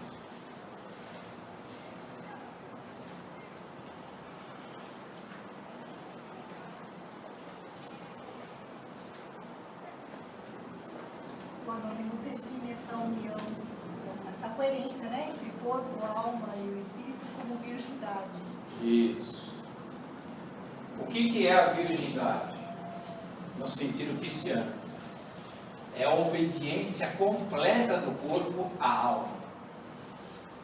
O corpo precisa aprender a obedecer à alma e não mais ao corpo do desejo. O nosso corpo físico ainda é escravo do corpo do desejo. Nós temos que dar um basta nisso. E só nós podemos dar esse basta. O nosso corpo físico tem que estar a serviço das demandas, das exigências da alma. E a alma, por sua vez, tem que servir ao espírito. Quem ensina muito bem isso é a terceira carta do tarô, a Imperatriz, que nós vamos estudar amanhã. Oswaldo, você vai falar de Netuno em Peixes? É o que nós estamos vivendo agora, né? Netuno em Peixes. Por isso que a loucura humana está atingindo um grau superlativo. Então, com o Netuno em Peixes, a quantidade de pessoas desequilibradas, mendicantes, abandonadas, as ruas vão ficar superlotadas de gente abandonada, drogada. Nós vamos ver muito animal abandonado, maltratado. Vai incidir sobre os bichos também. Qual a relação que teria entre Netuno em Peixes e Urano em Áries? Então, do ponto de vista elevado, ambos ajudam a desenvolver a visão espiritual. Para quem aproveita espiritualmente, é uma alavanca incrível. Mas o que a gente observa aí é conflito, é ódio, é impaciência, turbulência. infelizmente ainda nós pegamos, principalmente desses planetas, as oitavas mais baixas. Infelizmente. Mas isso não é um problema do planeta, é um problema nosso. A nossa sintonia ainda que é muito precária. Por sua vez, Netuno em Peixes atualmente, as crianças que estão aproveitando, que estão encarnando, ou as já encarnadas, vão ter o dom da música, o dom do cinema, o dom da arte, o dom do teatro. Terão uma visão espiritual super desenvolvida. Menos as que têm microcefalia. Eu acredito que nesta década e na próxima, muitos profetas encarnarão. Eu não sei o que eles vão falar. Muita gente com uma visão espiritual bem desenvolvida vai dar muito recado para nós. Vamos ver se a gente tem capacidade para ouvir. Porque, infelizmente, a gente normalmente só ouve o que passa na televisão. Ou no jornal. Ou na Veja. Que a turma é uma porcaria. Eles vão encarnar agora e só vão profetizar daqui uns 10, 20 anos. Então, mas o Netuno em Peixes também torna as coisas muito precoces. Então, a criança com 3, 4 anos já toca Mozart, já toca Beethoven. A gente já vê isso. Já fala de espírito, já fala de Deus, já fala que o universo é tudo habitado, já conversa com a extraterrestre. Vai ter muito disso. Também vai ter muito louco. Né? Então o problema de Peixes é esse. Você separar o que é são do que é louco. O joio do trigo. Não é fácil. Porque é a época também dos falsos profetas. Você vê que louco. É o paradoxo. Luz e sombra. O tempo todo. Por isso que a Fraternidade Ordens da Cruz insiste. Astrologia, Mercúrio, discernimento. Você tem que aprender a ver. Nós temos olhos e temos ouvidos, mas não enxergamos nem ouvimos. Por isso que Cristo insistiu. Vocês têm que ter olhos de ver, ouvidos de ouvir. Não adianta ter um instrumento e não usar. Tá bom, pessoal? Obrigado. Desculpa, mais um aparelho pifou. Então hoje foi só. Ah, sacolinha. Cinquentinho. Opa. O tempo tem que ser reformado.